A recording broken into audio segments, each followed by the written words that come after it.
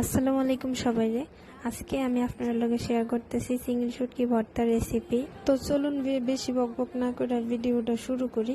সবার প্রথমে আমি এখানে নিলাম পেঁয়াজ রসুন, তারপরে ধনিয়া পাতা, তারপরে এখানে শুকনো মরিচ আছে, ভালো করে ধুয়ে নিতেছি। শুকনো মরিচটা কিন্তু এখানে টালন লাগতো না।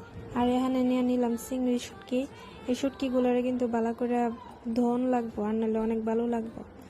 এরপরে সবার প্রথমে এখানে শুকনো মরিচটির বাইটটা লইতেছি, ভালো করে মরিচটি বাড়ন লাগবো। আর আজকে ভর্তাটা বললাম আমি বানাইছিলাম, আমার ছোটো বোনে বানাইছে। তারপরে এখানে একটু পানি দিয়ে ভালো করে বাইটটা নিতেছি। পানি দিলে একটু সুন্দর করে বাটা হইব, তাড়াতাড়ি মিক্স হইব আর কি। এরপরে শুকনো মরিচটি ভালো করে বাড়ানোর পরে এখানে আমি দিয়ে দিলাম চিংড়ি শুটকিগুলা। এরপরে এটিরও একটু ভালো করে বাটতে হইব।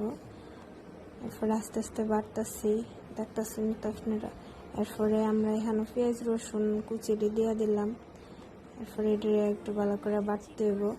ভর্তার মজা বাড়ন্তি আর মাহন্তির মধ্যে। মাইকা ভর্তা বানালে একটু বেশি করে মাহন লাগে, আর বাইটা ভর্তা বানালে একটু ভালো করে বাড়ন লাগে আর কি। আর পেস্টটি দেওয়ানোর পরে পেস্টটি অবশ্য ভালো করে বাড়ন লাগে না, পেস্টটি একটু আস্তে আস্তে থাকলেও ভালো লাগে। এরপরে এখানে লবণ আর একটু হজের পাতা দিলাম। হজের পাতা দিয়ে কুচি করে কাটটা তারপরে এখানে দিয়ে দিলাম। তো এটাও একটু ভালো করে বাটতেছি এখানে।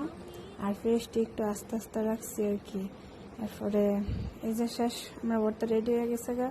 আর এখন আমি গরম ভাত দিয়া ভালো করে মাইকে তারপরে ভর্তাটা হাইতেছি। আর আপনারা দেখুন কার কার জিব্বায় পানি আইছে অবশ্যই কমেন্টে জানাইবেন। আর ভর্তাটা কিন্তু অনেক জাল হয়েছে আর অনেক মজা হয়েছে। তো টাটা, আল্লাহ হাফেজ।